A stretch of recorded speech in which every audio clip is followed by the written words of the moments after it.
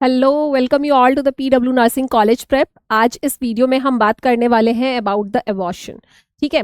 Abortion start करने से पहले मैं आपको बता दूं, हमारा मेन टॉपिक जो है, अगर हम अपने सिलेबस को देखें तो वहां पे दिया गया है कि ब्लीडिंग इन अर्ली प्रेगनेंसी। ठीक है। मेन टॉपिक क्या है, उसी टॉपिक के अंदर हमारा टॉपिक आता है एबॉर्शन। ठीक है। सबसे पहले हम समझेंगे ब्लीडिंग इन अर्ली प्रेगनेंसी क्या है। जैसे किसी फीमेल ने कंसीव किया है और उसे ब्लीडिंग होना स्टार्ट हो गया है, तो हमें कैसे पता चलेगा कि वो एबॉर्शन है या एक्टोपिक प्रेगनेंसी है या हेरिडिटी मोल है। क्योंकि अर्लीस्ट प्रेगनेंसी में ही यही तीन टॉपिक ऐसे हैं जिसमें फीमेल को, या ये तीन कंडीशन ऐसे हैं, डिजीज कंडीशन या प्रॉब्लम्स हम बोल सकते हैं, ऐसी प्रॉब्लम्स है प्रेगनेंसी की जिसके अंदर फीमेल को ब्लीडिंग होता ही होता है। ठीक है। तो स्टार्ट करते हैं अपने इस टॉपिक को करना। और आज की इस टॉपिक में हम क्या क्या कवर करने वाले हैं वो मैं बता दूं। About the abortion, causes, types of abortion और मैनेजमेंट हम पार्ट 2 में करेंगे। अभी इस वाले में हम मैनेजमेंट नहीं कवर करने वाले हैं, हम इसमें सिर्फ टाइप्स ऑफ एबॉर्शन तक पढ़ेंगे, फिर पार्ट 2 होगा, उसके अंदर हम इसके मैनेजमेंट वाले पार्ट को कंप्लीट करेंगे। ठीक है भाई, समझ में आ गया? ठीक है। तो अब सबसे पहले मैंने आपको बताया कि ब्लीडिंग, हमारा टॉपिक क्या है? टॉपिक है bleeding in early pregnancy. Bleeding in early pregnancy. तो सबसे पहले हमारे माइंड में आएगा कि जैसे ही एक फीमेल प्रेग्नेंट होती है और प्रेगनेंसी के स्टार्टिंग में ही उसे ब्लीडिंग होने लग जाता है, ठीक है, स्टार्टिंग में ही ब्लीडिंग होने लग जाता है, तो वी आर सस्पेक्टेड एज, जैसे आप जाओगे क्लिनिकल में ड्यूटी करोगे, फीमेल बोलेगी मुझे तो 10 वीक्स हो गया या 8 वीक्स हो गया। ठीक है। 8 weeks pregnant female, 10 weeks, 12 weeks, यानी फर्स्ट ट्राइमेस्टर तक की जितनी भी फीमेल है, अगर आप उन्हें देखते हो और वो कंप्लेन करती है कि मुझे ब्लीडिंग हो रहा है, तो आपके मन में सबसे पहले तीन चीजें क्लिक करनी चाहिए कि अर्लीस्ट पीरियड में अगर किसी फीमेल को ब्लीडिंग होता है तो क्या क्या प्रॉब्लम हो सकती है। या तो वो हो सकता है एबॉर्शन, या तो फीमेल का एबॉर्शन हो गया हो, एकदम से आता है यार कहीं एबॉर्शन तो नहीं हो गया, इतनी ज्यादा ब्लीडिंग हो रही है फीमेल को। या दूसरा हो सकता है फीमेल को क्या हो डियर, हाइडेटिफॉर्म मोल हो, हाइडेटिफॉर्म मोल हो। ठीक है। या फिर हो सकता है कि फीमेल को हाइडेटिफॉर्म मोल, एबॉर्शन नहीं तो एक्टोपिक प्रेगनेंसी हो। तो इन सब टॉपिक को हमें पढ़ना है और इसी से एग्जाम में क्वेश्चंस आते हैं। जब हमारे एकेडमिक में हम जाएंगे, पेपर लिखने के लिए आएगा, तो ऐसी ही कंडीशन होगी जिसमें लिखा होगा about the ectopic pregnancy, abortion या हाइडेटिफॉर्म मोल के बारे में पूरा डिटेल लिखने के लिए आएगा। तो अगर हमें इन टॉपिक की नॉलेज है और हमें ये पता है कि ब्लीडिंग इन अर्ली प्रेगनेंसी के अंदर यही तीन टॉपिक आते हैं, तो हमारे माइंड में कॉन्सेप्ट क्लियरिटी अभी से ही एकदम बढ़िया होता चला जाएगा। एबॉर्शन का मतलब, यहाँ पे एक टेस्ट होता है जो कि आपने OBGYN में पढ़ा होगा कि एचसीजी। अगर किसी फीमेल को डाउट है तो सबसे पहले बोलते हैं एक बार यूपीटी टेस्ट करो। ठीक है। यूपीटी टेस्ट सब में पॉजिटिव आएगा। देखो प्रेग्नेंट तो है ही, तो यहाँ यूपीटी नेगेटिव आने का क्या मतलब है? यूपीटी तो एचसीजी की प्रेजेंस की वजह से पॉजिटिव आता है और यूपीटी इन तीनों ही कंडीशन में पॉजिटिव आएगा। फिर डॉक्टर बोलेगा एक काम करो, एचसीजी टेस्ट करा लो। जब हम एचसीजी टेस्ट कराएंगे तो यहाँ पे नॉर्मल के कंपैरिजन में कम होगा, यहाँ पे एचसीजी बहुत ही ज्यादा क्रॉनिकली बहुत बढ़ा हुआ होगा, नॉर्मल से भी बहुत ज्यादा बढ़ा हुआ होगा। तभी हमारे माइंड में आ जाएगा फीमेल को ब्लीडिंग भी हो रही है और नॉर्मल से कहीं ज्यादा एचसीजी बढ़ा हुआ है, तो सीधा डायरेक्ट ये हाइडेटिफॉर्म मोल होगा, सोचने की जरूरत नहीं है। फिर भी टेस्ट कराते हैं, ऐसा नहीं है, लेकिन हम सीधा सस्पेक्ट करते हैं इट्स अ हाइडेटिफॉर्म मोल। लेकिन एक्टोपिक प्रेगनेंसी में भी जब एचसीजी कराया जाता है तो यहां पे भी हमें डिक्रीज मिलता है। आपने बोला मैम तीन चीजें हैं, ब्लीडिंग तीनों में हो रहा है, यूपीटी टेस्ट तीनों में पॉजिटिव है, और एचसीजी टेस्ट में हमें पता करना है, सस्पेक्ट करना है कि केस किया। जब हमने एचसीजी टेस्ट किया और बहुत ज्यादा बढ़ा है तो क्लियर हो गया हाइडेटिफॉर्म मोल है। बट इन दोनों को क्लियर कैसे करें अगर हमें एचसीजी के टेस्ट के बेसिस पे करना है कि इस फीमेल को एबॉर्शन है, इसको एक्टोपिक प्रेगनेंसी है और दोनों ही कंडीशन में एचसीजी है, तो हम कैसे सस्पेक्ट करेंगे कि एबॉर्शन है या एक्टोपिक प्रेगनेंसी? तब फीमेल को बोला जाता है कि 48 आवर्स के बाद फिर से एक एचसीजी टेस्ट करा के आओ। और फिर जब एचसीजी टेस्ट कराती है तो यहाँ पे पहले मान लो था 50, तो अभी और भी उससे भी कम हो जाएगा, 40 हो जाएगा। ठीक है। लेकिन एक्टोपिक प्रेगनेंसी में ऐसा नहीं होता। एक्टोपिक प्रेगनेंसी में जब 48 आवर्स के बाद टेस्ट कराया जाता है, मान लो पहले आ रहा था 70 और जब हमने एचसीजी टेस्ट कराया 48 आवर्स के बाद, तो यहाँ पे वैल्यू पहले के कंपैरिजन में तो बढ़ा हुआ है, लेकिन नॉर्मल जितना होना चाहिए एक प्रेगनेंसी में उतना नहीं है। हम बोलेंगे यहाँ इसके कंपैरिजन में 70 की जगह यहाँ 80 आएगा। लेकिन याद रखना एससीजी एवरी 48 आवर्स डबल होता है। जब एक नॉर्मल फीमेल का, नॉर्मल प्रेग्नेंट फीमेल का अगर हम 48 आवर्स के बाद करते हैं तो यहाँ वैल्यू कितनी होनी चाहिए थी, 140। तो उसको देखते हुए हम लिखेंगे कि नॉर्मल के कंपैरिजन में तो ये कम है, लेकिन पहले के कंपैरिजन में ये बढ़ा हुआ है। तो इसी के बेस्ड पे यहां पे पता चल जाता है कि एबॉर्शन में तो कंटिन्यू कम ही होता चला जाएगा, लेकिन अगर एक्टोपिक प्रेगनेंसी होगा तो 70 की जगह 140 होना चाहिए था नॉर्मल में, बट यहाँ 80 ऐसे होता चला जाएगा। तो ये एक मैंने आपको कॉन्सेप्ट बताया है कि कैसे हम पता करते हैं, कैसे डॉक्टर्स जो है आइडिया लगाते कि या it's a suspected case of ectopic pregnancy या it's a suspected case of abortion, ऐसे बताते। फिर बाकी सारे टेस्ट करा के, अल्ट्रासाउंड करा के, कंफर्मेशन तो अल्ट्रासाउंड से हो ही जाता है। तो प्रेगनेंसी में तो एक ही कंफर्मेटरी टेस्ट है जो सबसे सेफेस्ट है, वो है अल्ट्रासाउंड। तो कुछ सोचने की जरूरत नहीं है। तो आज हम टॉपिक स्टार्ट करेंगे जिससे आप भी पता करने लग जाओगे जब आप टॉपिक पूरा पढ़ लोगे। वो टॉपिक हमारा रहेगा एबॉर्शन। ठीक है, तो हेडिंग लगा देंगे abortion. Bleeding in early pregnancy के अंदर हेडिंग लगाएंगे एबॉर्शन। ठीक है भाई, चलो एबॉर्शन के बारे में लिखना स्टार्ट करते हैं। Abortion is also called as miscarriage. ठीक है, एबॉर्शन को और क्या बोला जाता है, तो इसके पॉइंट्स में हम सबसे पहले लिखना स्टार्ट करेंगे। Abortion is also called as, abortion is also called as, क्या बोला जाता है dear, miscarriage.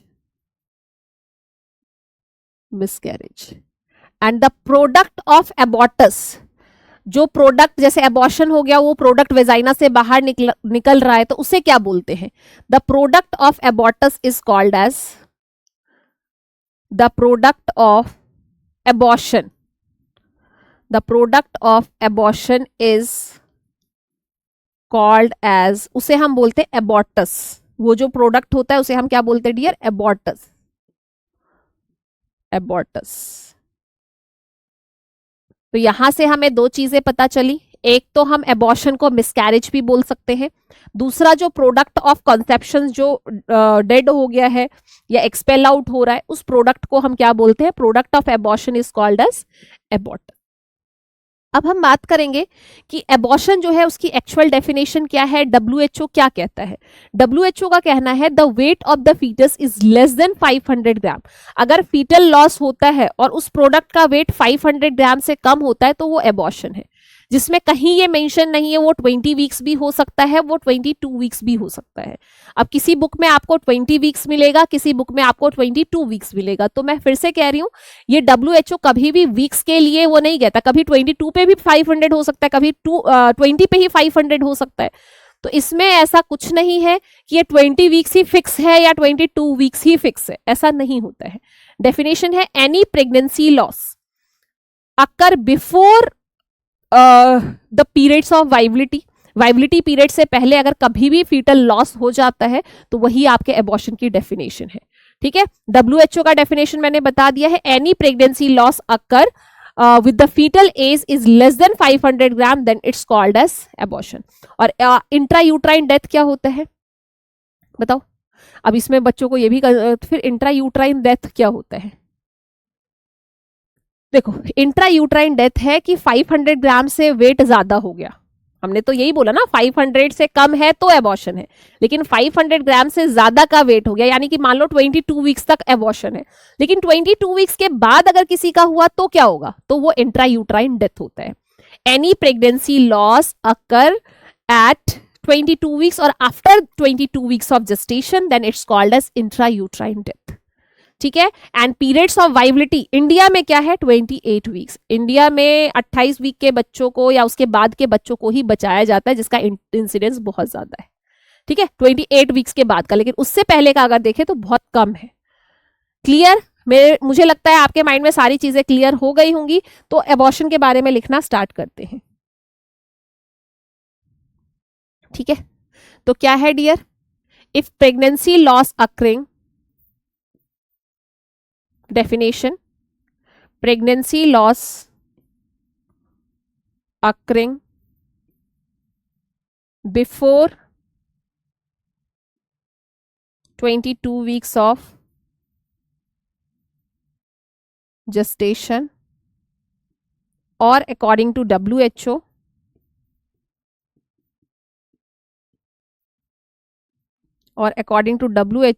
the definition of abortion is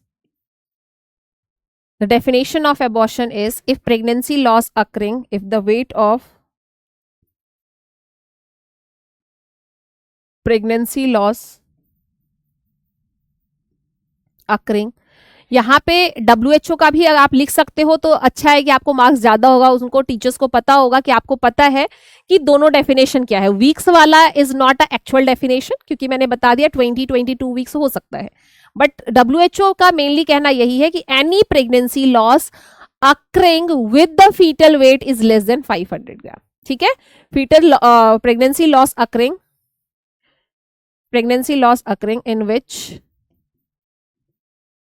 in which fetal weight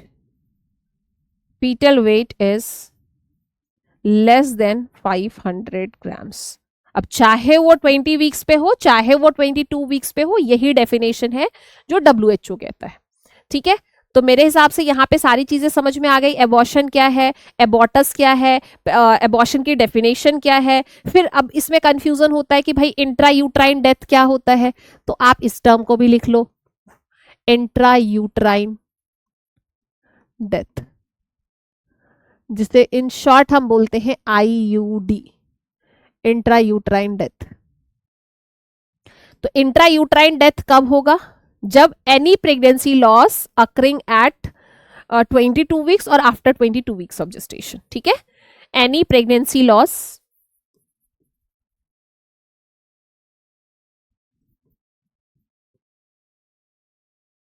occurring at 22 weeks or after 22 weeks of gestation।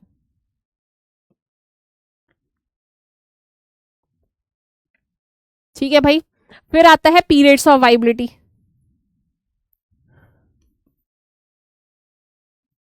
Periods of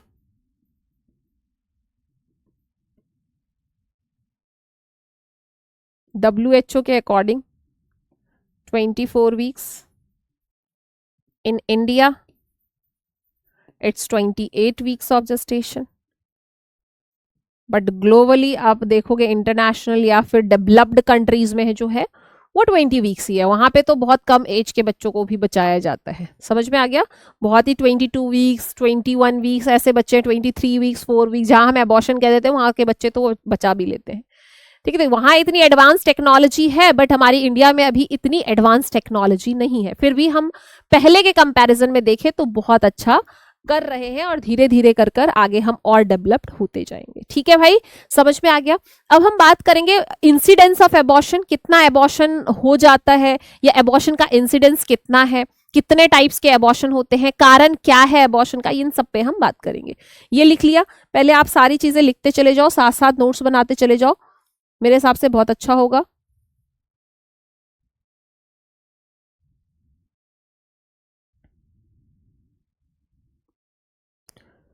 चलो भाई, incidence की बात करते हैं हम। इंसिडेंस कितना है,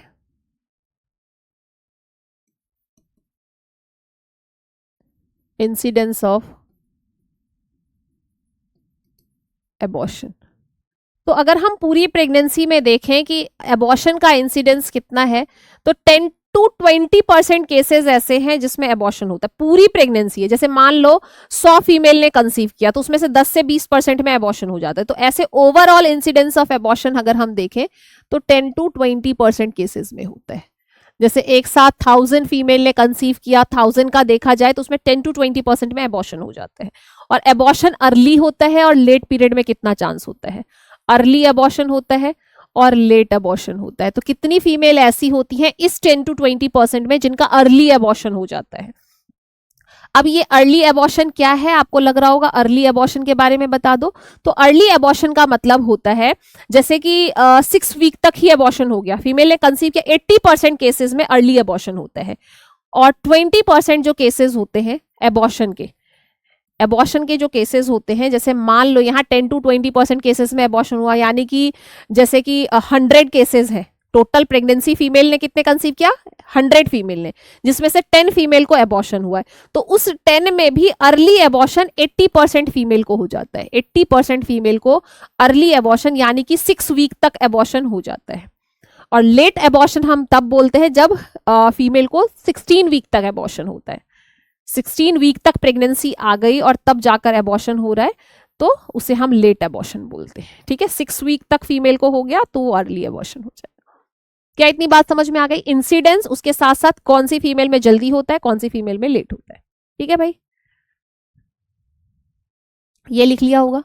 नेक्स्ट आगे बढ़ते हैं, टाइप्स ऑफ एबॉर्शन कितने हैं, टाइप्स को एक बार एनलिस्ट कर लेते हैं, फिर हम कारण पढ़ेंगे और फिर हम उसके टाइप्स को इलैबोरेट करेंगे। राइट, चलो भाई, टाइप्स ऑफ एबॉर्शन।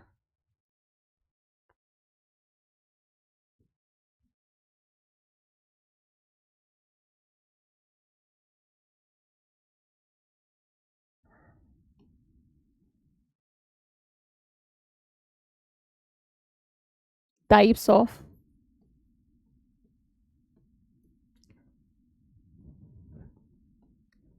कितने टाइप का एबॉर्शन होता है?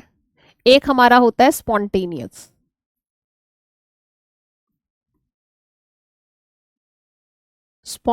एबॉर्शन। दूसरा हमारा होता है induce abortion, spontaneous abortion and induce abortion.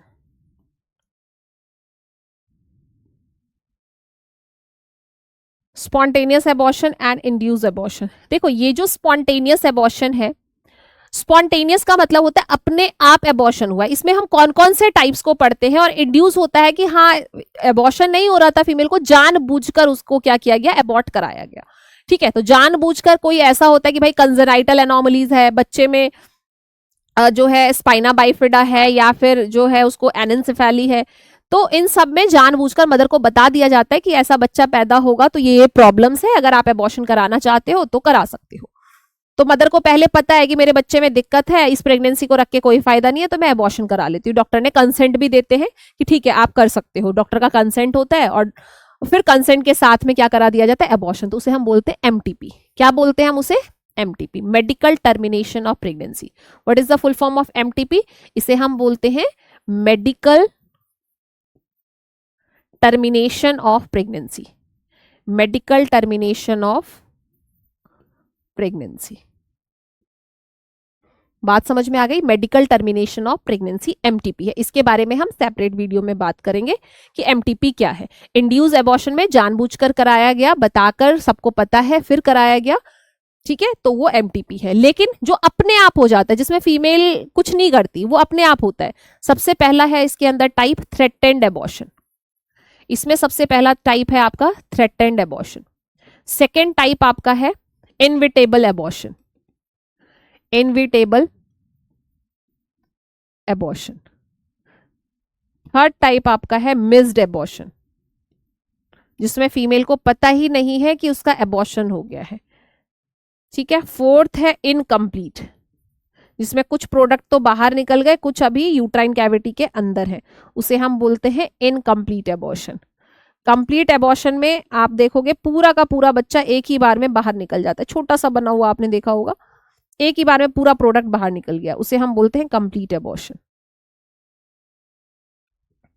इसका एक टाइप होता है रिकरेंट एबॉर्शन, यहीं पे मैं 6th टाइप लिखती हूं,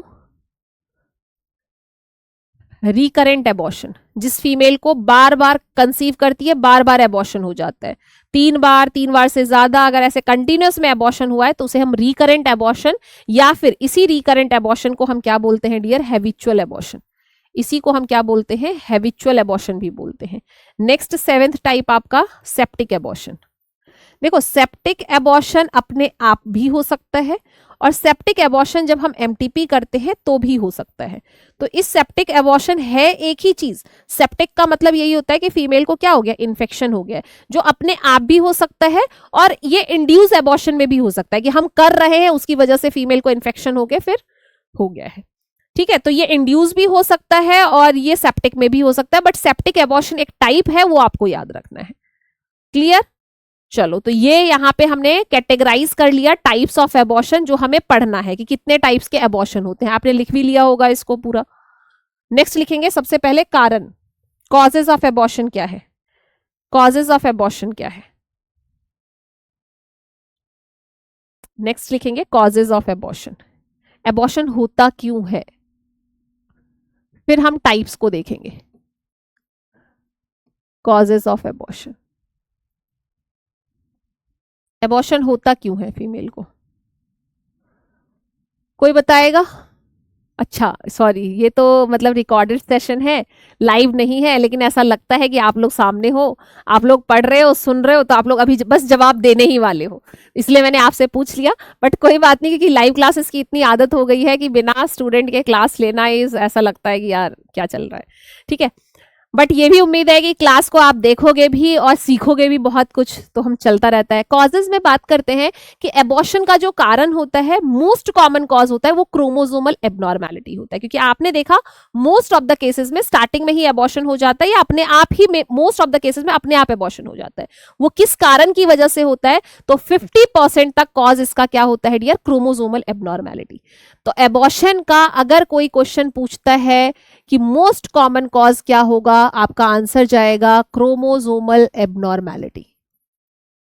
chromosomal abnormality is the most common cause,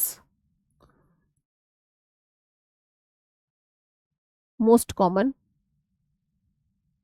cause मतलब 50% तक हम कह सकते हैं एबॉर्शन का 50% तक कारण यही क्रोमोसोमल एबनॉर्मेलिटी होता है।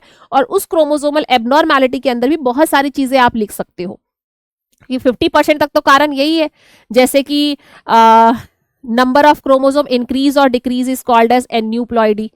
ठीक है, उसे ही हम क्या बोलते हैं, एन्यूप्लॉइडी। एन्यूप्लॉइडी हो सकता है जिसमें आपका मोनोजोमी, ट्राइजोमी है, ट्राइजोमी 16 है, तो ऐसे बोल सकते हो एन्यूप्लॉइडी।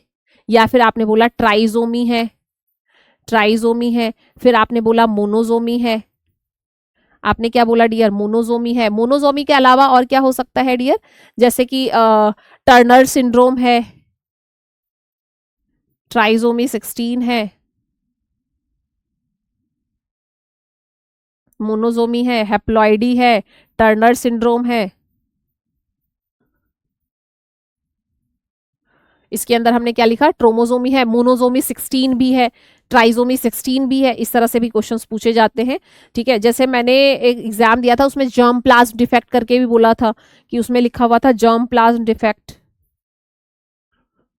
उसकी वजह से भी एबॉर्शन हो जाता है, जर्म प्लाज्म डिफेक्ट की वजह से होता है। मोनोजोमी 16, ट्राइजोमी 16, मोनोजोमी 16, ट्राइजोमी 16 एक्सेट्रा, ये सब क्रोमोसोमल एबनॉर्मेलिटी है। मतलब बहुत सारे ऐसे क्रोमोसोमल एबनॉर्मेलिटी है जिसमें फीमेल को अगर उसके बच्चे में ये प्रॉब्लम है तो एबॉर्शन हो जाता है। ठीक है, अगर क्रोमोसोमल ये प्रॉब्लम होती है तो वो प्रेगनेंसी आगे कंटिन्यू नहीं हो पाती है। लेकिन ऐसा तो है नहीं कि सिर्फ क्रोमोसोमल एबनॉर्मेलिटी की वजह से होगा, और भी बहुत सारे कारण होते होंगे। तो बताओ क्या है, फर्स्ट एंड सेकेंड ट्राइमेस्टर, मतलब फर्स्ट ट्राइमेस्टर एबॉर्शन का मोस्ट कॉमन कॉज यही है, या ऑल ओवर एबॉर्शन का मोस्ट कॉमन कॉज पूछा जाए तो क्रोमोसोमल एबनॉर्मेलिटी ही है। और बताओ, अगर किसी की प्रीवियस हिस्ट्री रही है तो हो सकता है, हाइपोथायराइडिज्म की कंडीशन है तो हो सकता है। तो आप पॉइंट बना के बस इसको लिखते चले जाओ।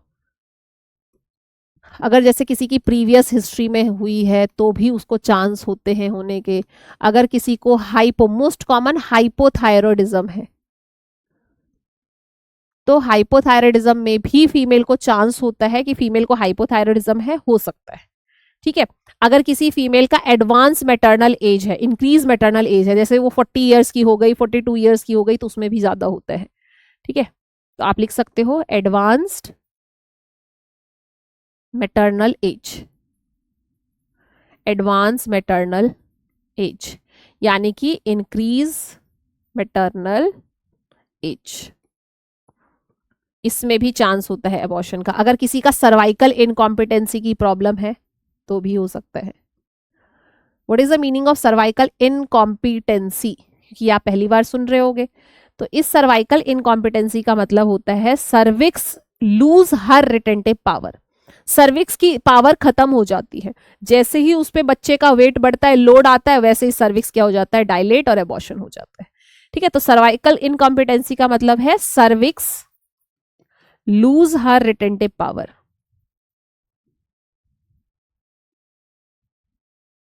रिटेंटिव पावर, जिसकी वजह से बार बार फीमेल को एबॉर्शन होता रहता है, तो ये भी एक कारण है। ठीक है, फिर इसके अलावा इम्यूनोलॉजिकल डिफेक्ट आएगा।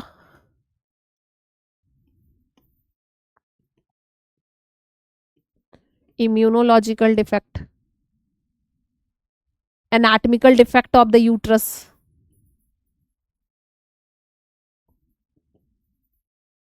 Anatomical defect of uterus.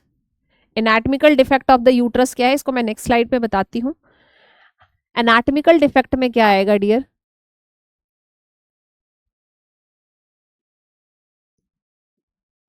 Anatomical defect of uterus. इसमें क्या क्या चीजें होती हैं, जैसे कि इसके अंदर आप लिखोगे बाइकॉर्नुएट यूट्रस। बाइकॉर्नुएट यूट्रस कैसा होता है ये देखना है। जैसे एक यूट्रस है, फिर ये दूसरा यूट्रस, ये वेजाइना हो गया, फिर ये दूसरा यूट्रस है, फिर उसका ये फेलोपियन ट्यूब ऐसे, फिर इसका ये फेलोपियन ट्यूब। मतलब आपको एक यूट्राइन में, एक यूट्रस में ऐसे दो दिखेंगे। ये तो वेजाइना होगा, चलो, तो दो मुंह वाला यूट्रस, इसे बोला जाता है बाइकॉर्नुएट यूट्रस। तो आपने देखा बाइकॉर्नुएट यूट्रस में भी अगर कोई फीमेल मान लो कंसीव करती है तो एबॉर्शन हो जाता है। ठीक है, यूनिकॉर्नुएट यूट्रस की कोई भी डिफिकल्ट एबनॉर्मैलिटी है, एनाटॉमिकल डिफेक्ट है, उसमें एबॉर्शन हो जाता है। Unicornuate uterus, unicornuate uterus, unicornuate uterus होता है यानी कि एक ही यूट्रस, उसका एक ही फेलोपियन ट्यूब है और उसका एक ऐसे वेजाइना, लेकिन उसका दूसरे साइड का जो फेलोपियन ट्यूब है वो मिसिंग होता है। दूसरे साइड का फेलोपियन ट्यूब मिसिंग होता है, उसे ही हम क्या बोलते हैं डियर, यूनिकॉर्नुएट यूट्रस। फिर आता है हमारा यूट्राइन डाइडेलिफस, यूट्राइन डाइडेलिफस। ये जो यूट्राइन डाइडेलिफस है, इसमें आप सोच रहे होगे कैसी एबनॉर्मैलिटी होती है। यहां पे बिल्कुल जैसा आपने देखा है बाइकॉर्नुएट यूट्रस वैसा ही होता है, लेकिन यहाँ पे डिफरेंस इज दैट कि यहाँ पे दो वेजाइना होते हैं।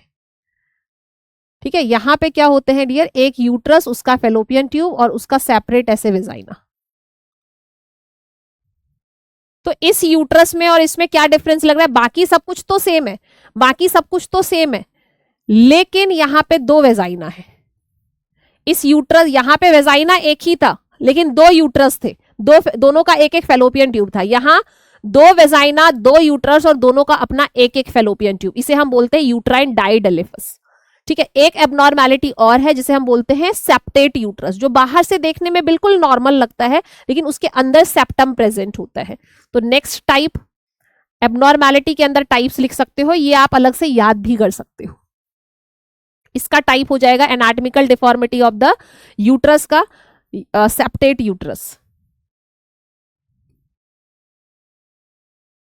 ये सेप्टेट यूट्रस मैं यहाँ पे बना रही हूँ, जो देखो बाहर से देखने में एकदम नॉर्मल है कि नहीं, बिल्कुल दिख रहा है, नॉर्मल है, बिल्कुल नॉर्मल दिख रहा है। ये इसका फेलोपियन ट्यूब, वेजाइना, सब कुछ नॉर्मल दिख रहा है, सब कुछ नॉर्मल है।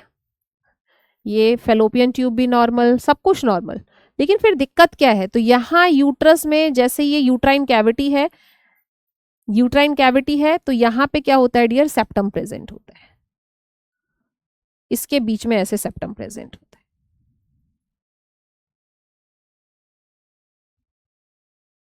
समझ में आ गया? तो इसे हम क्या बोलते हैं, सेप्टेट यूट्रस। तो इमेज के साथ, और वो भी आपके सामने इमेज बना के बताया, तो मुझे लगता है आप बहुत अच्छे से समझ गए होंगे कि anatomical defects of the uterus क्या होता है, बाइकॉर्नुएट, यूनिकॉर्नुएट, यूट्राइन डाइडेलिफस और सेप्टेट यूट्रस बोलते किसे हैं, ये आपको इस वाले डायग्राम से, इस वाले टॉपिक से समझ में आ गया होगा। और ये कारण किसका है, ये अबॉर्शन का एक कारण होता है। सेप्टेट यूट्रस, कंसीव करती है फीमेल, अबॉर्शन हो जाता है। समझ में आ रहा है, बीच में यूट्राइन कैविटी के बीच में ही सेप्टम प्रेजेंट है, तो आप देख सकते हो। लेकिन बाहर से देखने में यूट्रस एकदम नॉर्मल है। इसमें हम हिस्टेरोसेल्फिंगोग्राफी HSG करते हैं और फिर यूट्रस के अंदर देखते हैं कि भाई दिक्कत है क्या, क्योंकि बाहर से देखने में तो नॉर्मल दिख रहा है। समझ में आ रहा है। तो इस तरह की प्रॉब्लम्स भी फीमेल को होती है। जैसे अगर मैं एंडोक्राइनल प्रॉब्लम में बात करूं तो हाइपोथायराइडिज्म है, फीमेल को PCOS है, पॉलीसिस्टिक। किस फीमेल को कंसीव करने में दिक्कत होती है और कर भी लेती है तो बार बार एबॉर्शन होता है। एक तो होता नहीं है और हो भी गया तो फिर दिक्कत होती है, वो है PCOS की फीमेल, जिसे पॉलीसिस्टिक ओवेरियन सिंड्रोम या पॉलीसिस्टिक ओवेरियन डिजीज होता है। ओवरी के अंदर बहुत ज्यादा सिस्ट बन जाते हैं, हार्मोनल इम्बैलेंस हो जाता है, प्रोलैक्टिन बहुत ज्यादा हो जाता है, तो भी प्रॉब्लम होती है। तो ये सब कारण है। ठीक है, अनकंट्रोल डायबिटीज मेलाइटस है, उसमें भी अबॉर्शन हो जाता है फीमेल का। तो अगर आपसे कभी भी पूछा जाता है what are the endocrine problems, what are the endocrinal problems cause abortion, तो एंडोक्राइनल प्रॉब्लम्स में सबसे पहले मैंने आपको बताया है एक हाइपोथायरॉयडिज्म, आप वो लिख सकते हो, हाइपोथायरॉयडिज्म इसमें लिख सकते हो। इसके अंदर आप PCOD फीमेल का लिख सकते हो, अनकंट्रोल डायबिटीज मेलाइटस लिख सकते हो, अनकंट्रोल डायबिटीज मेलाइटस लिख सकते हो आप। इसमें इंक्रीज प्रोलैक्टिन लेवल लिख सकते हो, बहुत ज्यादा ही प्रोलैक्टिन बढ़ता है, लेकिन ये इतना ज्यादा नहीं है। मेन ये प्रॉब्लम्स है जिसकी वजह से फीमेल को एबॉर्शन होता है। इम्यूनाइजेशन डिफेक्ट बता दिया मैंने, इम्यूनोलॉजिकल डिफेक्ट बता दिया मैंने। इसके अलावा आप लिख सकते हो इन्फेक्शंस, है ना, इन्फेक्शंस होता है, जैसे स्टॉर्च का इन्फेक्शन आप पढ़ते हो, तो इन्फेक्शन में भी एबॉर्शन होने का चांस होता है। तो ये सारे टाइप्स हैं। इसके अलावा एशरमैन सिंड्रोम है, सेप्टेट यूट्रस है। अब ये क्या होता है एशरमैन सिंड्रोम, इसको भी बताते हैं। एशरमैन सिंड्रोम ये है तो भी हो सकता है। एशरमैन सिंड्रोम का मतलब होता है complete adhesion of the uterine wall, complete adhesion of uterine wall, complete adhesion of the uterine wall. Uterus ऐसे एक हॉलो मस्कुलर ऑर्गन है जिसका एक एंटीरियर और एक पोस्टीरियर वॉल होता है, लेकिन अगर ये वॉल आपस में एकदम चिपक जाए तो एबॉर्शन होने का सबसे ज्यादा चांस होता है। समझ में आया। अगर यूट्रस के लेयर ही आपस में चिपकी हुई हैं तो क्या यहाँ पे प्रोडक्ट ग्रो हो सकता है, क्या यहाँ पे प्रेगनेंसी पॉसिबल हो सकती है, नहीं हो सकती। तो यहाँ complete adhesion of the uterine wall, Asherman syndrome हम बोल सकते हैं, यूट्राइन सिनेचिया बोल सकते हैं। ये सब अगर ऑप्शन में आए तो ये सब कॉजेज ऑफ यूट्रस है। ठीक है, तो हमने लिख लिया यहाँ पे और एनलिस्ट कर लिया कि एबॉर्शन का क्या क्या कारण होता है। इन सब में मोस्ट कॉमन पूछा जाता है वो क्रोमोसोमल एबनॉर्मेलिटी है, बाकी ये सब भी कारण होते हैं जिसकी वजह से एबॉर्शन होता है। ठीक है भाई, यहां तक लिख लिया, आगे बढ़ सकते हैं।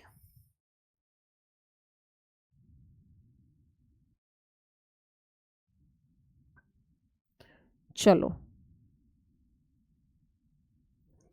चलो ठीक है, आगे बढ़ते हैं। अब जब आपने एक एसरमेंट लिख ही लिया है तो एक और लिख लो, आप्ला सिंड्रोम। एक और लिख लो, आप्ला सिंड्रोम। ये भी एक सिंड्रोम है, ये भी एक प्रॉब्लम है जिसमें फीमेल को एबॉर्शन हो जाता है। इसे हम बोलते हैं एंटी फॉस्फोलिपिड एंटीबॉडी सिंड्रोम।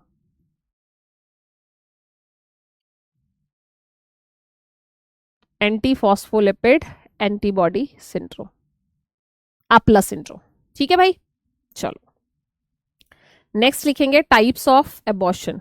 एक एक करके हम टाइप्स को पढ़ना स्टार्ट करते हैं और इस वाले पार्ट में जितना भी हो पाएगा, ठीक है, फिर हम सेकेंड पार्ट में करेंगे। ठीक है, इस पार्ट में जितना हो पाएगा ठीक है, नहीं तो इससे आगे का मैं नेक्स्ट पार्ट में आपको बताऊंगी। अभी फिलहाल स्टार्ट करते हैं टाइप्स ऑफ एबॉर्शन, क्योंकि ज्यादा लंबे पार्ट से मुझे लगता है फिर वीडियो देखने में आपको देख के ही पहले परेशान हो जाते हैं, अरे यार 2 घंटे की वीडियो है, ओहो। फिर 1 आवर का होता है यार, 40-45 मिनट है, खत्म हो जाएगा, ये 15 मिनट का है, फटाफट देख लेते हैं। तो ऐसे है, तो मैं तो सोच रही थी मैं एक एक अलग अलग पार्ट 1 पार्ट 2 पार्ट 3 बना दूं, टाइप्स ऑफ एबॉर्शन अलग बना दूं, एबॉर्शन कॉजेज अलग बना दूं, मैनेजमेंट का अलग बना दूं। फिर मैंने बोला पता चले बच्चा देखे ही ना, एक में होगा कम से कम देख तो लेगा, दूसरे में वो खोलने की मेहनत ही नहीं करेगा।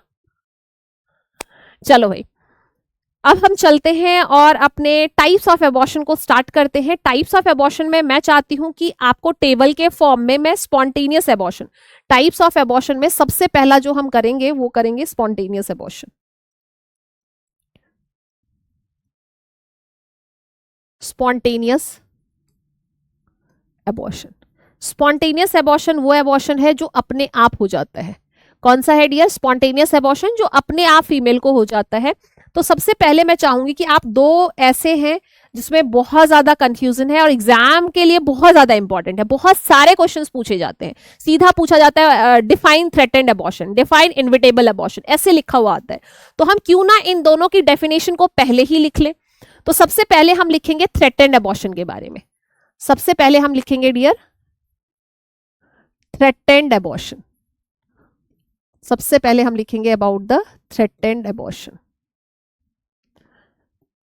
थ्रेटेंड एबॉर्शन क्या है?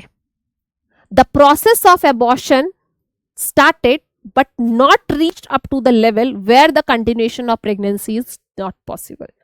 ठीक है, ये किसको डिफाइन करता है? ये थ्रेटेंड एबॉर्शन। थ्रेटेंड का मतलब ये सिर्फ डरा रहा है, और यही एक ऐसा एबॉर्शन है जिसमें कंटिन्यूएशन ऑफ प्रेगनेंसी पॉसिबल है, जिसमें बच्चा जिंदा होता है, हम इस प्रेगनेंसी को बचा सकते हैं। एक ही टाइप का ऐसा एबॉर्शन जिसे बचाया जाना पॉसिबल है, वो आपका थ्रेटेंड एबॉर्शन है। इसीलिए ये थ्रेटेंड एबॉर्शन इतना ज्यादा इंपॉर्टेंट होता है।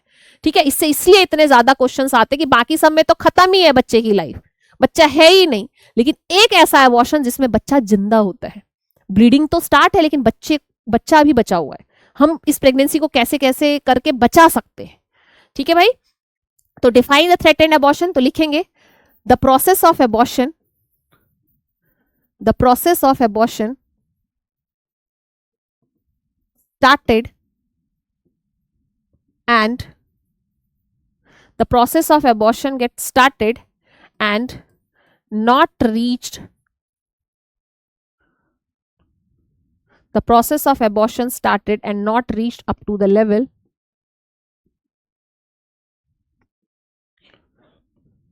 where the continuation of pregnancy, where the continuation of the pregnancy, continuation of the pregnancy is not possible. That means in सब का अगर मीनिंग निकालें तो इसका मतलब ये हुआ the process of abortion started, abortion का प्रोसेस स्टार्ट हो चुका है and not reached at up to the level, लेकिन अभी उस लेवल पर नहीं पहुंचा है वेयर द, जहां से इस प्रेगनेंसी को कंटिन्यू करना पॉसिबल ना हो।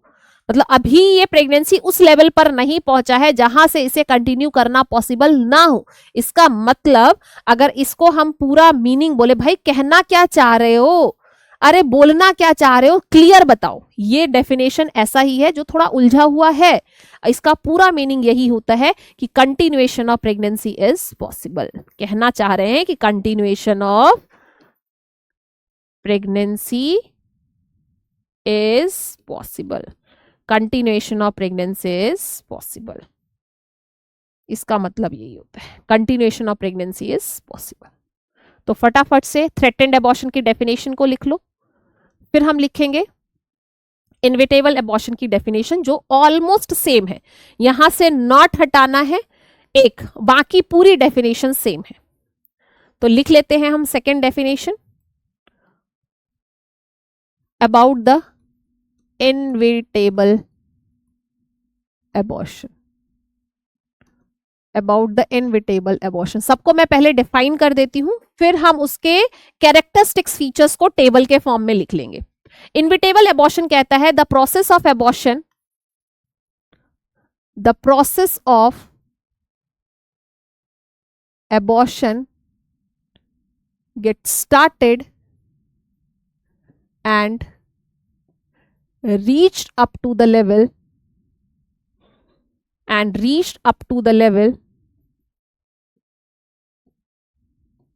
where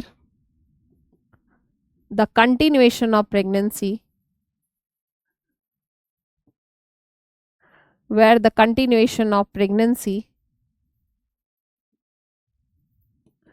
is not possible.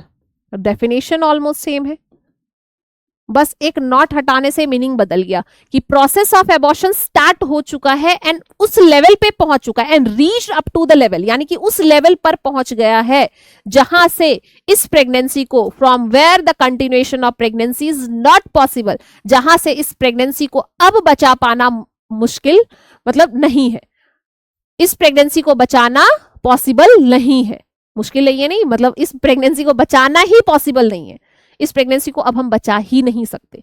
यानी कि इसका एक लाइन में मीनिंग देखें तो continuation of pregnancy is not possible, continuation of pregnancy is not possible, continuation of pregnancy is not possible. अब इस प्रेगनेंसी को कंटिन्यू करना पॉसिबल है ही नहीं, समझ में आ रही है बात? तो ये आपका इनविटेबल एबॉर्शन है। फिर इनविटेबल एबॉर्शन के बाद हमने लिखा था मिस्ड एबॉर्शन। मिस्ड एबॉर्शन में एक लाइन में डिफाइन कर लेते हैं, मिस्ड एबॉर्शन को हम एक लाइन में डिफाइन करते हैं। बस समझना है कि मिस्ड एबॉर्शन क्या है, लिखने के लिए तो क्या ही आएगा और आप लिख भी दोगे अगर आप समझ जाओ तो। मिस्ड एबॉर्शन का मतलब होता है female is unaware by, the pregnant female is unaware about the abortion.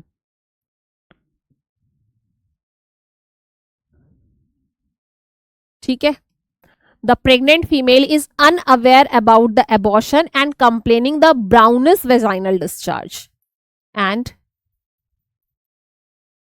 complaining the brownish vaginal discharge.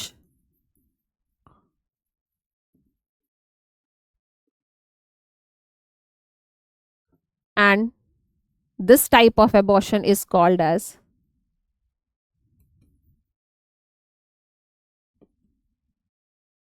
यानी कि जिसमें फीमेल को एबॉर्शन का कुछ पता ही ना हो उसे हम बोलते हैं, and this type of abortion is called as missed abortion. Missed हो गया, फीमेल को पता ही नहीं चला, is called as missed abortion. तो ये है मिस्ड एबॉर्शन की डेफिनेशन।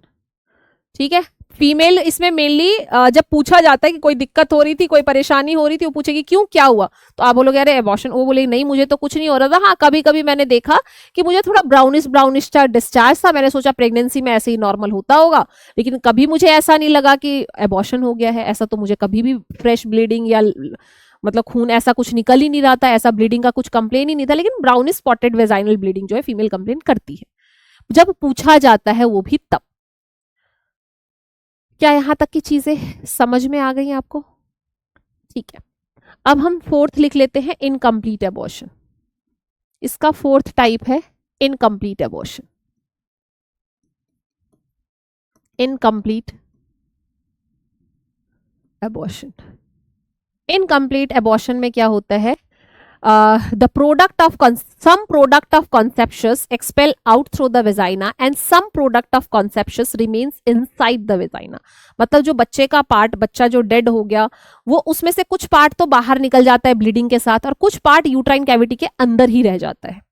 ठीक है, जो फीटस डेड हुआ वो डेड होने के बाद कुछ पार्ट उसका बाहर निकल गया ब्लीडिंग के साथ, कुछ अंदर ही रह गया, तो उसे हम बोलते हैं इनकम्प्लीट एबॉर्शन, यानी कि पूरा का पूरा प्रोडक्ट ऑफ कॉन्सेप्शन एक साथ बाहर नहीं आया है। ठीक है, तो in incomplete abortion the product of conceptus, some product of conceptus expel out through the vagina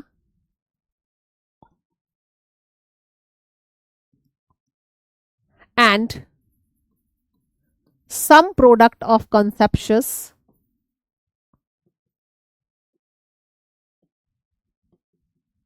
remains inside the vagina, remains inside the, sorry, vagina नहीं, remains inside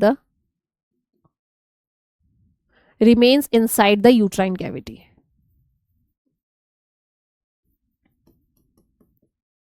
ठीक है, some product of conceptious expel out through the vagina and some product of conceptious remains inside the uterine cavity and is called as incomplete abortion. And this type of abortion is called as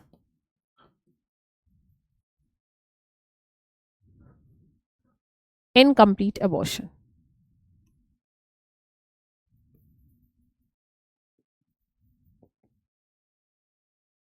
इस type के abortion को हम incomplete abortion बोलते हैं. Next लिखेंगे complete abortion. Complete abortion का मतलब क्या होता है कि एक ही साथ ब्लीडिंग के साथ पूरा बच्चा एक साथ बाहर आ गया. The whole product of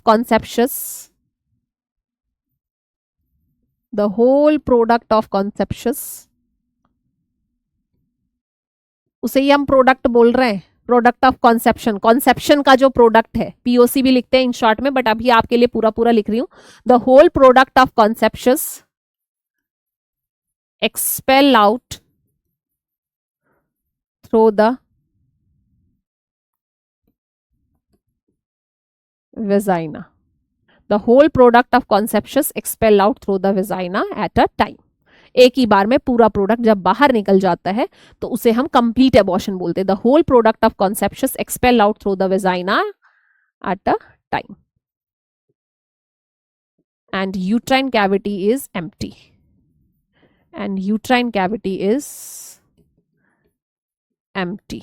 uterine cavity एकदम खाली होता है. Then this type of abortion is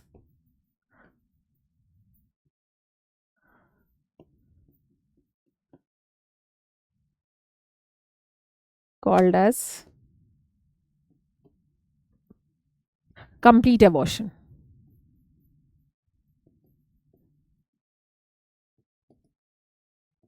This type of abortion is called as complete abortion.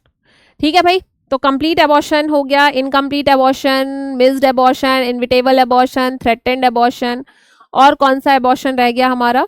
Sixth abortion is habitual abortion.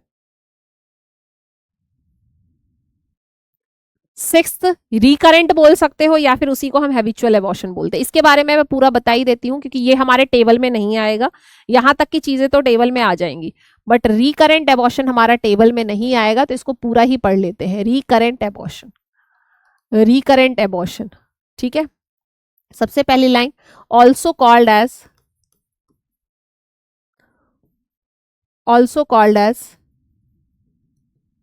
Habitual abortion. ठीक है, हम और क्या बोलते हैं? Habitual abortion. और इसे अगर डिफाइन करना हो कि भाई रिकरेंट या हैबिचुअल एबॉर्शन है क्या, किस टाइप को हम हैबिचुअल एबॉर्शन बोल रहे हैं, तो if continuous 3 or more abortion is called as recurrent or habitual abortion. अगर किसी फीमेल का 3 बार या 3 से ज्यादा बार कंटिन्यूअस में एबॉर्शन हो रहा है तो वो क्या कहलाएगा dear? Recurrent abortion.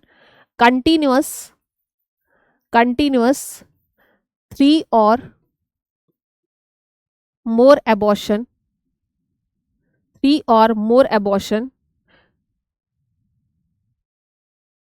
is called as 3 or more abortion continuously is called as recurrent or habitual abortion.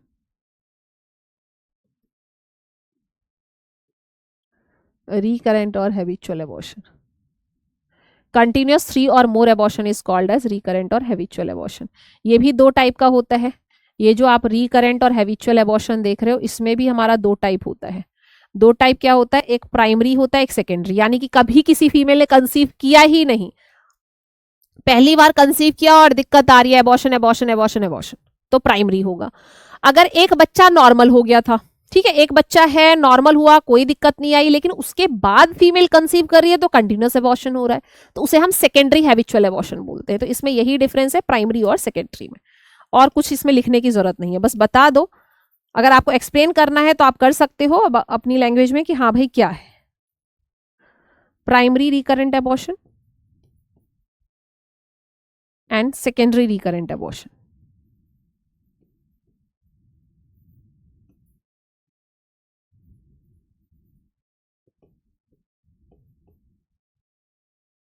Secondary recurrent abortion, primary recurrent abortion and secondary recurrent abortion, ये हमारा दो टाइप का एबॉर्शन होता है रिकरेंट एबॉर्शन।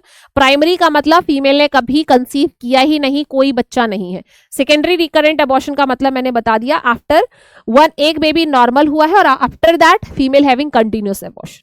ठीक है, first baby normal, अगर लिखना है तो आप इसमें लिख सकते हो first baby normal, first baby normal है, उसके बाद then continuous abortion, after that continuous abortion.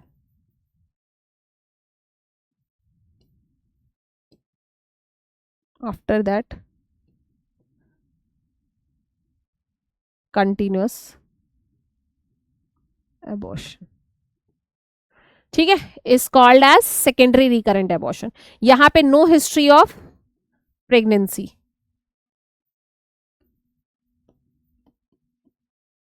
No history of viability, pregnancy की हिस्ट्री तो रहती है, no history of viability period की, प्रेगनेंसी जो है वाइबिलिटी पीरियड तक क्रॉस किया हो उसकी कोई history, no history of parity आप बोल सकते हो। प्रेगनेंसी लिखना थोड़ा गलत हो जाएगा, नो हिस्ट्री ऑफ पैरिटी लिख सकते हो कि मतलब कोई भी वाइबिलिटी पीरियड को क्रॉस ही नहीं हुआ है। ठीक है, continuous abortion from starting, continuous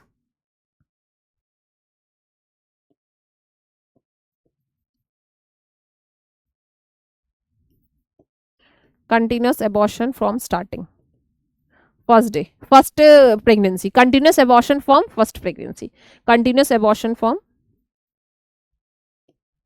first pregnancy, बस ऐसे लिख लो, समझ में आ जाएगा। तो इसके नीचे आप एरो करके इसका मीनिंग लिख सकते हो, यहां स्पेस नहीं था इसलिए मैंने साइड में लिख दिया, आप फटाफट से इसको लिख लो। इसका मोस्ट कॉमन कॉज क्या होता है, अभी मैं रिकरेंट एबॉर्शन के बारे में ही बता रही हूँ तो इसके बारे में मैं बता ही देती हूँ। इसमें रिकरेंट एबॉर्शन के आप मोस्ट कॉमन कॉज लिख लेना,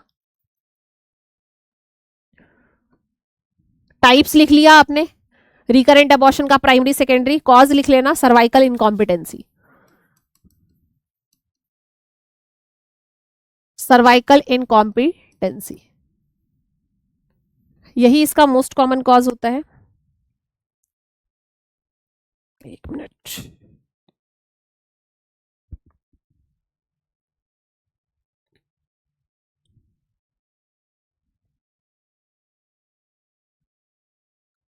ठीक है भाई,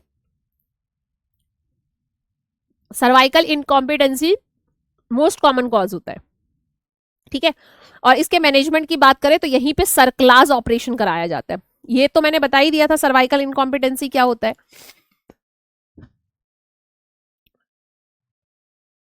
सर्वाइकल इनकॉम्पिटेंसी का मतलब होता है cervix loose her retentive power, बताया था ना सर्विक्स वीक हो जाता है, cervix loose her retentive power, cervix loose हो गया है।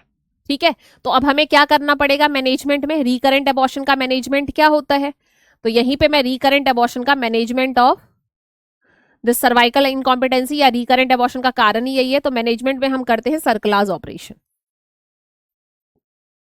सर्कलाज ऑपरेशन या सर्कलाज सर्जरी होती है, ऑपरेशन कह लो सर्जरी कह लो।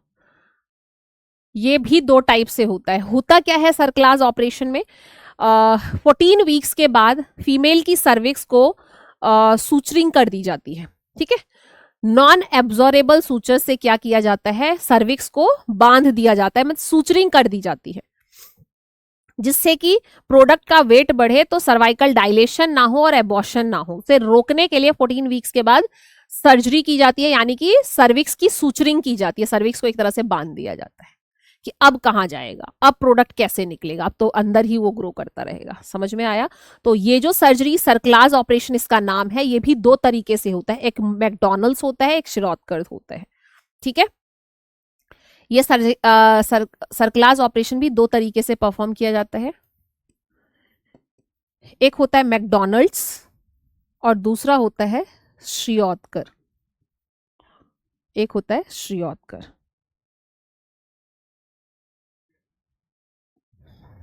इसमें बस सूचरिंग मेथड डिफरेंट होता है, सूचरिंग जो है अलग तरीके से करते हैं, बाकी सब सेम है। ये आपका 1963 में है, ये अप्रोक्स 1955 में आया था। इन दोनों में डिफरेंस ज्यादा कुछ नहीं होता, डिफरेंस इतना है कि जैसे मान लो ये सर्विक्स है तो इसमें ऐसे सूचरिंग की जाती है, ऐसे ऐसे सूचरिंग की जाती है, थोड़ा सूचरिंग इसमें कंटिन्यूअस सूचरिंग होती है, इसमें जो है सूचरिंग बिल्कुल ऐसे ऐसे करके और बांध दिया। तो दोनों में देखा कि सूचरिंग मेथड जो था वो डिफरेंट था, बाकी सब कुछ सेम है, only the suturing method is different. और सर्क्लास ऑपरेशन कब करते हैं तो आप लिखोगे 14 वीक्स ऑफ जेस्टेशन। सर्क्लास ऑपरेशन के बारे में लिखना है तो लिख लेना अबाउट द सर्क्लास ऑपरेशन, क्योंकि आपको लिखना पड़ेगा तो आप कैसे लिखोगे, वैसे तो आप लिख सकते हो, मैंने समझा दिया। In cerclage operation suturing of the cervix, suturing of the cervix after 14 weeks of gestation, after 14 weeks of gestation with the help of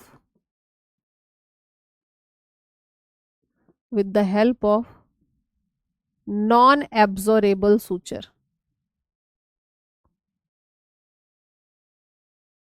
non-absorbable suture and removed, फिर ये सूचर करेंगे तो रिमूव भी तो करना होगा, एंड रिमूव्ड एट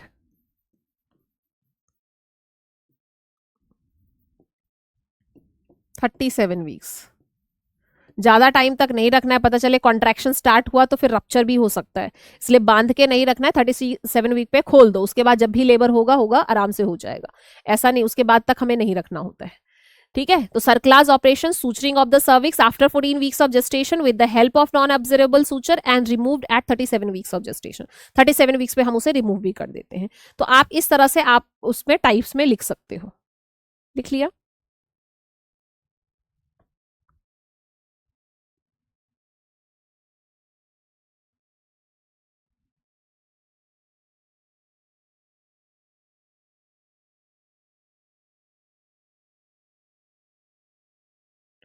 लिख लिया सबने? चलो, तो यहां पे हमने देखा थोड़ा मेथड डिफरेंट था, इसे हम बोलते हैं परस्विंग स्ट्रिंग मेथड, जिसे सूचरिंग की गई है, इसे हम बोलते हैं कंटिन्यूअस मेथड ऑफ सूचरिंग।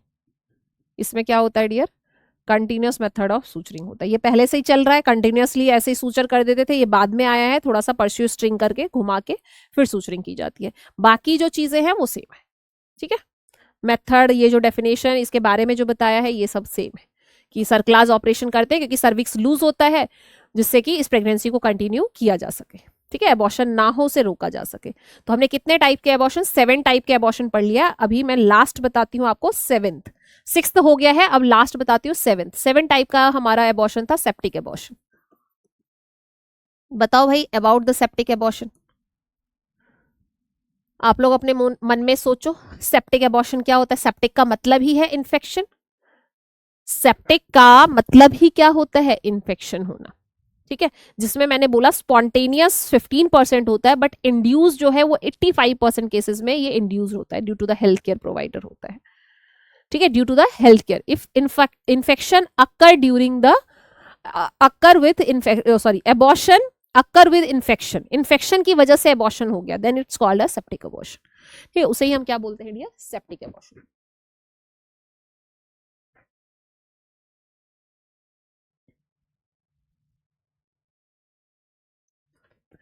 लिख लो फिर, if infection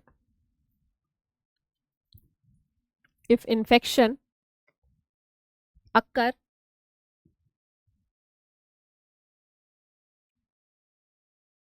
along with abortion if infection occur along with abortion is called as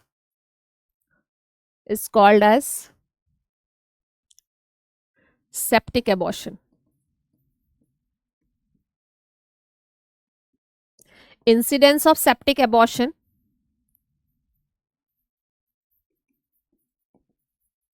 incidence of septic abortion is more in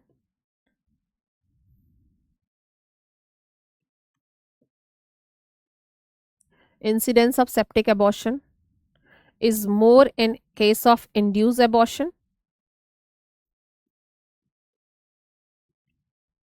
or less in case of spontaneous abortion. ठीक है, कितना होता है वो मैं यहां लिख देती हूं. 15% केसेस में स्पॉन्टेनियस में, 85% केसेस में ये होता है आपके इंड्यूस एबॉर्शन में.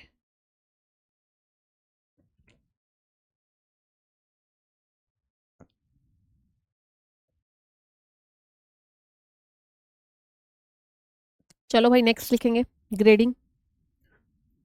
साइन एंड सिम्टम्स क्या होता है बताओ.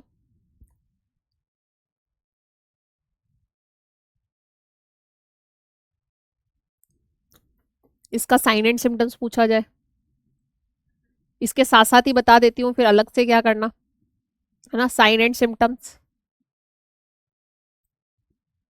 साइन एंड सिम्टम्स होता है डियर, पर वेजाइनल ब्लीडिंग होगा, लेकिन ये जो ब्लीडिंग होगा वो बहुत ही ज्यादा फाउल स्मेलिंग होगा.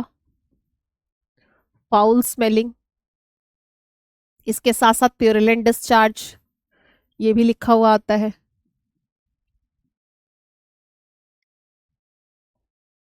ठीक है, फीमेल को फीवर होगा,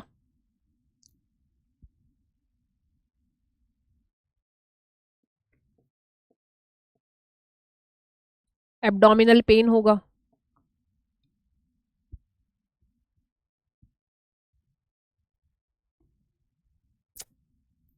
थैंक यू. ठीक है, तो ये इसके साइन एंड सिम्टम्स है. फीवर आपका कितना 100.4 डिग्री फ़ारेनहाइट से ज्यादा. डिस्कम्फर्ट रहता है फीमेल को. तो ये सब जो है इसके साइन एंड सिम्टम्स है. अब हम बात कर लेते हैं grading of septic abortion. Grading of septic abortion. Grading of septic abortion. 3 grade होते हैं. ग्रेड 1, दूसरा लिख देती हूं यहीं पे ग्रेड 2, थर्ड होता है आपका ग्रेड 3. 3 ग्रेडिंग होती है. आपको समझना है कहां कहां तक इन्फेक्शन फैला होगा तो ग्रेड 1 में आएगा. If infection remains,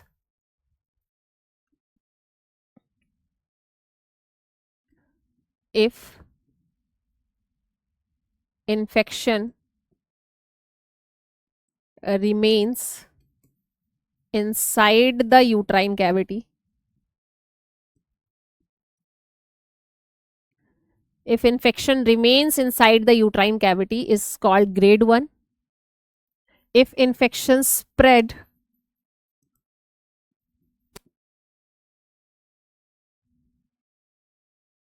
to the uterine cavity के अलावा स्प्रेड हो जाए, फेलोपियन ट्यूब और ओवरी तक पहुंच जाए. If infection spread to the fallopian tube and ovary along with the uterine cavity, then it's called as grade 2 septic abortion. तो अगर सिर्फ यूट्राइन कैविटी के अंदर infection remains inside the uterine cavity, grade 1.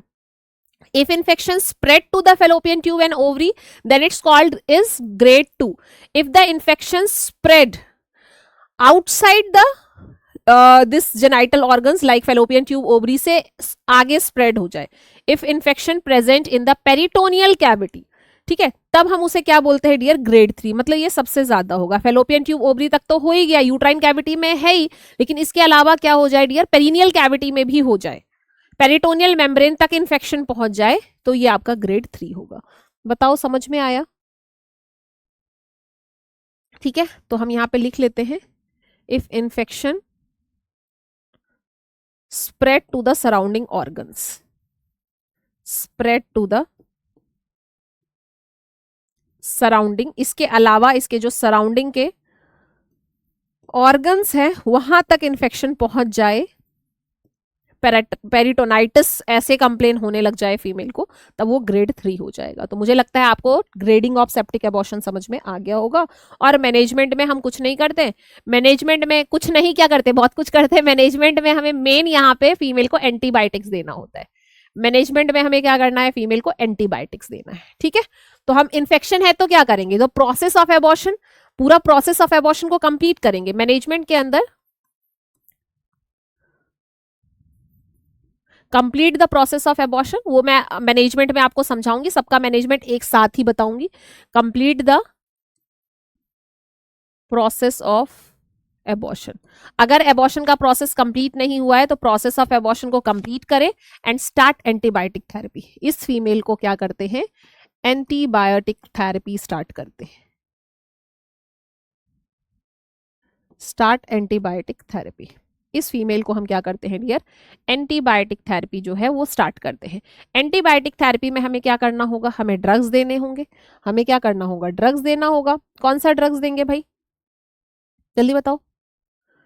आप क्या दे सकते हो, जेंटामाइसिन दे सकते हो, एम्पिसिलिन दे सकते हो, पेनिसिलिन दे सकते हो। एम्पिसिलिन दे सकते हैं, पेनिसिलिन दे सकते हैं, जेंटामाइसिन दे सकते हैं, जेंटामाइसिन दे सकते हैं, मेट्रिनिडाजोल दे सकते हैं, मेट्रिनिडाजोल दे सकते हैं। तो ये सारे एंटीबायोटिक्स हैं जो फीमेल को दिया जाता है। ठीक है, मैनेज करने के लिए फीमेल को ये दिया जाता है। बताएंगे भाई समझ में आ गया क्या, नहीं समझ में आ गया? ठीक है, और अगर फीमेल जैसे RH नेगेटिव फीमेल थी तो एंटीडी का इंजेक्शन भी लगाया जाता है। इफ फीमेल इज, यहाँ पे नेक्स्ट पॉइंट में लिख लेना, नेक्स्ट पॉइंट में लिख लेना, if female is RH negative, if female is RH negative, then give anti-D injection, give anti-D, female को एंटी-डी इंजेक्शन लगाया जाता है। एंटी-डी क्या है डियर, इसे रोगम भी बोला जाता है, रोगम डी भी बोला जाता है। ठीक है भाई, एंटी-डी का इंजेक्शन भी लगाया जाता है। वो मिक्सिंग ऑफ ब्लड पे डिपेंड करता है कितना लगाना है, अनसेंसिटाइज या सेंसिटाइज मदर है, यानी कि पहले लगा हुआ है फीमेल को या नहीं लगा है। नहीं लगा है तो स्टैंडर्ड जैसे हम देखते हैं 300 माइक्रोग्राम्स जो है वो लगाया जाता है। एंटी-डी का इंजेक्शन हम कैसे लगाते हैं, IM लगाते हैं। रूट क्या होता है डियर, IM होता है। डोज क्या होता है, ऐसे लिख लेना, इसका रूट होता है IM, इसका डोज होता है, डिपेंड करता है कितना है, कब है, 300 माइक्रोग्राम। सेंसिटाइज अगर है तो 50 माइक्रोग्राम्स भी लगाया जाता है, मीन्स पहले अगर फीमेल को लगा हुआ है तो 50 माइक्रोग्राम्स भी लगाया जाता है। तो depending on the condition of mother. तो ये है ऑल 7 टाइप्स ऑफ एबॉर्शन। इससे आगे का हम पार्ट 2 एबॉर्शन में करेंगे। पार्ट 2 में जो बाकी के एबॉर्शन है जिसमें सिर्फ हमने डेफिनेशन किया, क्योंकि 2 ऐसे एबॉर्शन थे जिसे हमने कंप्लीट पढ़ा है, रिकरेंट एबॉर्शन पढ़ा है और सेप्टिक एबॉर्शन हमने कंप्लीट पढ़ा है। मैनेजमेंट पार्ट रह गया जिसमें कि एबॉर्शन अगर आधा किसी का हुआ है या मिस्ड हुआ है तो कैसे हम उस प्रोसेस को कंप्लीट करते हैं। ठीक है, अगर हम बेस्ट टाइम क्या होता है, कब तक हम दवाई से एबॉर्शन करा सकते हैं, कब तक हमें सक्शन इवैक्यूएशन करना होता है, डायलिटेशन इवैक्यूएशन करना होता है, क्यूरेट करना होता है। तो ये सर्जिकल और मेडिकल मेथड्स ऑफ एबॉर्शंस होते हैं। लाइक हम MTP में करते हैं, लाइक MTP में क्या करना है, हमें खुद से ही एबॉर्शन करना होता है। तो सेम इसमें भी होता है कि इनकम्प्लीट है तो हम वही मेथड करेंगे। तो एबॉर्शन का पार्ट 2, उसमें जो बचे हुए एबॉर्शन है उसको फ्लो चार्ट में और उसके मैनेजमेंट को मैं बताऊंगी। तो आज की क्लास में बस इतना ही, मिलते हैं आपसे एबॉर्शन पार्ट 2 में। ठीक है, आज की क्लास को थोड़ा समराइज कर लेते हैं कि हमने पढ़ा क्या है। आज हमने पढ़ा है एबॉर्शन, उसकी डेफिनेशन, उसका इंसिडेंस, उसके कॉजेस, उसका टाइप्स में भी हमने 2 तो अच्छे से पढ़ लिया, बाकी को हम नेक्स्ट क्लास में पढ़ेंगे। तो आपका होमवर्क कुछ नहीं, आप आई थॉट आप नोट्स तो बनाते ही होगे, तो नोट्स बना लेना, उसे रिवाइज कर लेना और अपने प्रीवियस ईयर के क्वेश्चन, आपको एक काम देती हूँ कि आप अपने प्रीवियस ईयर क्वेश्चंस को, लाइक 10 ईयर्स होता है ना कि लास्ट ईयर में बच्चों के पेपर में, 10 ईयर्स भी नहीं तो कम से कम 5 ईयर्स तो कर ही लेना। 5 ईयर्स में जो लॉन्ग क्वेश्चन, शॉर्ट क्वेश्चन है उसको पूरा अच्छे से कर लेना, उन टॉपिक को छोड़ के मत जाना। लॉन्ग क्वेश्चंस आए हुए हैं जिन टॉपिक से, जिसमें से शॉर्ट क्वेश्चंस बहुत ज़्यादा आते हैं, उनको तो बहुत अच्छे से तैयार करके जाना ही जाना है। ठीक है, तो इसीलिए हम 10 इयर्स जो होते हैं प्रीवियस ईयर के जो क्वेश्चंस पेपर होते हैं उसे लॉन्ग शॉर्ट क्वेश्चंस की प्रैक्टिस करते हैं। तो आपको भी यही करना है, और इसकी प्रैक्टिस से ही आपको लिखने का, कितना कंटेंट लिखना है, क्या डिमांड कर रहा है क्वेश्चन में, सिर्फ उतना आंसर देना है, पता चलता है 2 नंबर का है, हम पेज भर रहे हैं क्योंकि हमारे पास नॉलेज बहुत ज्यादा होती है, तो तब भी नंबर तो वो 2 ही दे सकते हैं ना उसमें। तो इन सब बातों का हमें ध्यान रखना है कि 3 मार्क्स का है तो हम कितना भी लिख देंगे तो भी वो 3 नंबर से ज्यादा तो नहीं दे सकता ना। तो अगर हमें टाइम देना है, किसी बारे में लिखना है, तो 15 नंबर, 10 नंबर, 8 नंबर के क्वेश्चंस में लिखने होते हैं। इन सब की प्रैक्टिस तभी होती है जब आप उस क्वेश्चंस को निकाल कर उसकी प्रैक्टिस करते हो। ठीक है, thank you so much for joining the session. मिलती हूँ आपसे अबॉर्शन पार्ट 2 में। Bye bye, take care.